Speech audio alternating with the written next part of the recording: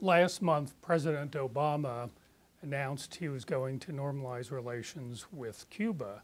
However, that doesn't mean that the doors are completely open now for tourists to just flock into Cuba to go to its beaches or for business to start doing a lot of trade with Cuba. In fact, there's still a lot of restrictions and a lot of rules that have to be worked out. The U.S. wants some political changes, including release of political prisoners. At the same time, there is a trade embargo imposed on Cuba by the U.S., and only Congress can lift that, not the president. So there still are a lot of barriers that prevent Americans from expanding contacts with Cuba right now. American businesses, as you might expect, are very interested in expanding trade with Cuba. After all, 11 million people on the largest Caribbean island, just 90 miles off the U.S. coast.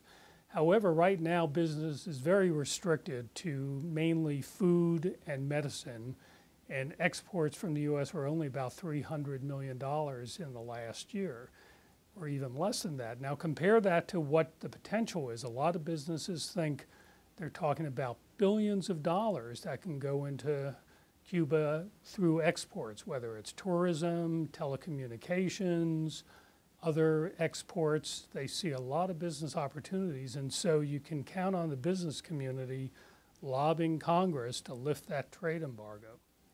So even when the embargo is lifted, and we're not sure when that will occur, but I think it will eventually, there are a lot of barriers for businesses to go into Cuba, and that includes tourists.